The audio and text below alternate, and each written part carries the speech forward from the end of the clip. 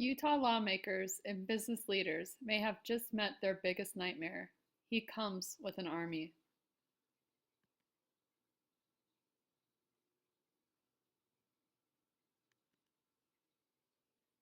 Dr. Brian Moench, president of the civic group Utah Physicians for a Healthy Environment, with over 230 members and growing.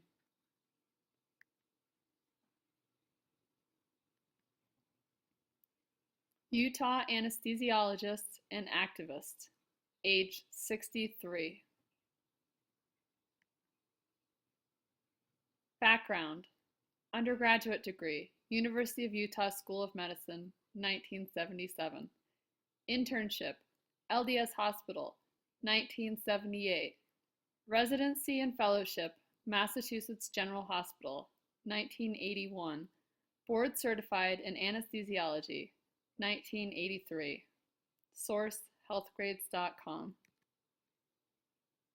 The problem: we're in a public health emergency for much of the winter, said Brian Moench, a 62-year-old anesthesiologist and president of Utah Physicians for a Healthy Environment, which delivered the petition demanding action at the Utah Capitol. Source: washingtontimes.com.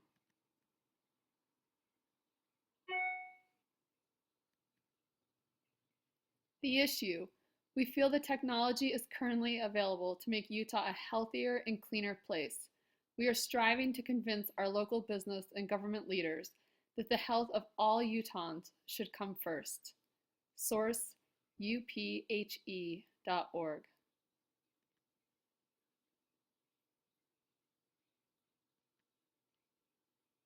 A first-hand experience. Dr. Brian Moench, February 23, 2014, the Salt Lake City Library main branch.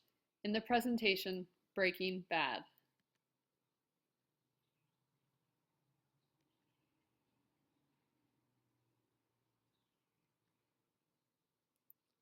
What were the highlights of today's speech?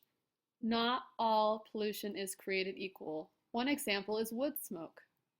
Dr. Moench.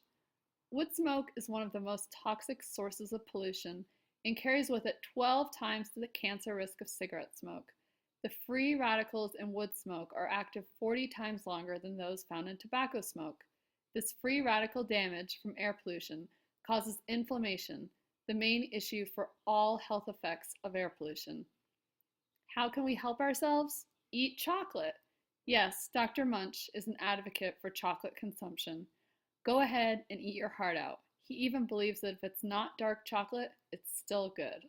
Deadly air pollution. And when I say deadly, I mean really deadly, and we're going to talk about how. Basically, we're a society of pyromaniacs. We love to set things on fire. And when we set things on fire, things happen. We create emissions of all kinds of various and sundry types. And I'm wondering if this is one of the things we set on fire. This, of course, is a BYU fraternity stunt. And the reason why I have that picture there is because if you were to try and get an overall feeling for what kind of a health impact our overall air pollution problem creates for you personally, it would be about the same as if you lived with an active smoker, which is about a quarter of the impact as if you were doing the smoking yourself.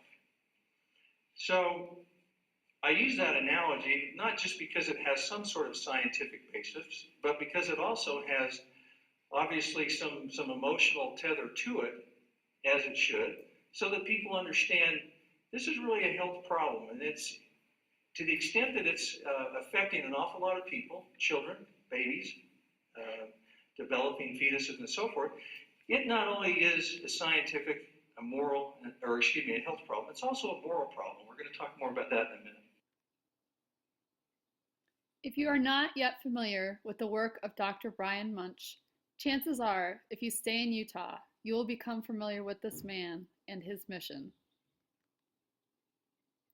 You may be asking yourself, why? Why does this anesthesiologist from Salt Lake City, Utah, speak so passionately about air pollution and the health effects? Why has he dedicated 7 years of his life to this cause? The issue is personal to Dr. Brian Moench. as I found out today when I got to ask him this very question. 7 out of 12 of my immediate family members have cancer. I've had it twice.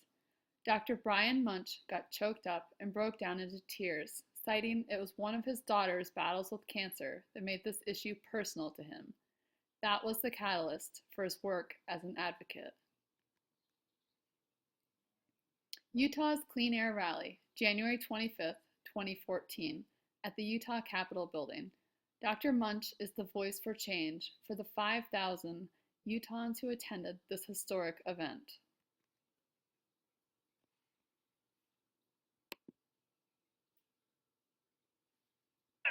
Critical social movements often have a watershed event. Today is that event for clean air, clean energy, and a clean future for Utah. It is time to resuscitate Utah democracy and make our government reflect the will of the people which you have seen today. You are the ones that can make that happen. The battle for clean air has not been won today. It has just begun. If you live in Utah, especially the Salt Lake Valley, from Logan to Provo, this issue is changing your life whether you know it or not. It is time to educate yourself. According to Dr. Moench, here are some things we can do to help improve Utah's air quality. Demand tighter regulations at the federal level. No wood smoke. Stop refineries from expanding. Close Stericycle, the medical waste incinerator. Carpool. Ride a bike.